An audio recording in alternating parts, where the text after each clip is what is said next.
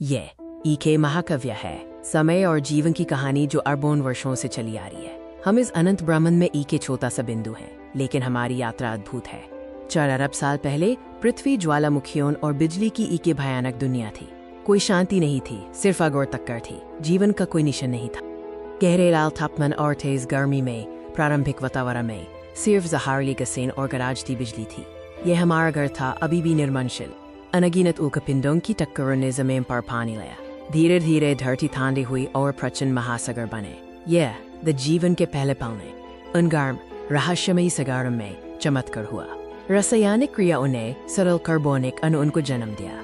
यह द जीवन की बुनियादी ईंट। यह अणु आपस में मिलने लगे, आपस में युद्धने लगे। यह वो समय था जब प्रकृति ने खुद को बनाया और शक्तियों का सिलसिला शुरू हुआ। और फिर वुपाल AAYA कुछ अणु खुद को दोहराने लगे, सरल झिल्लियों में लिपट कर प्रोटोसेल बने।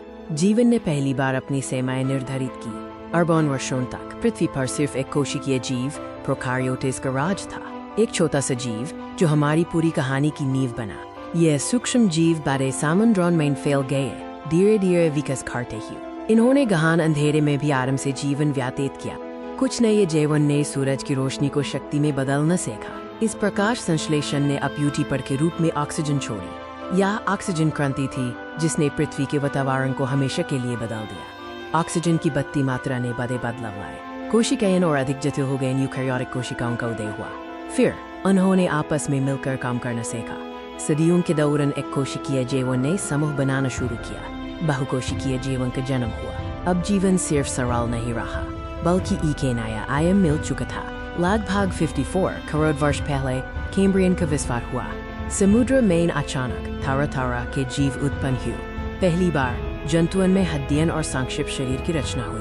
प्रचंड मछलियों ने अपने विकास की शुरुआत की। समुद्र से बाहर जमीन अभी भी खाली थी, लेकिन विकास की शक्ति से कबूल नहीं कर सकती थी। जीवन को नए अवसर चाहिए था, नए क्षेत्र चाहिए था। पहले पौधे जमीन पर आए, धरती को हरा रंग दिया। उन्होंने बड़े जंगलों का निर्माण किया। ये विशाल प्रचंड वन जमीन के वातावरण को बदलने लगे और नए जीवों के लिए रास्ता बनाया। और फिर समुद्र से निकलकर पहले सरल जीव जमीन पर चलने लगे। उन्होंने अपने पंखों को पैरों में बदल दिया। जमीन पर जीवन का संघर्ष शुरू हुआ। सौरभ और रेप्टाइल्स के युग AAYA। डायनासोर ने धरती पर 10 करोड़ वर्षों तक राज किया। बड़े शक्तिशाली, वे इस ग्रह के बेताज बादशाह। उनका शासन शानदार था और उनकी शक्ति अनंत लगती थी।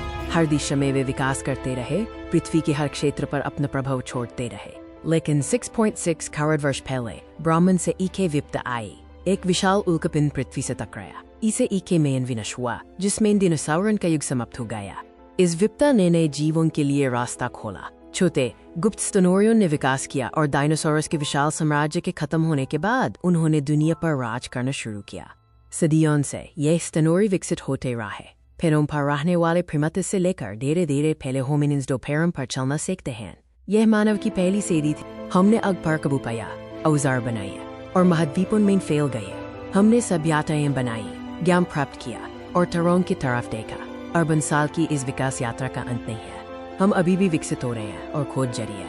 यह है जीवन का महाकाव्य।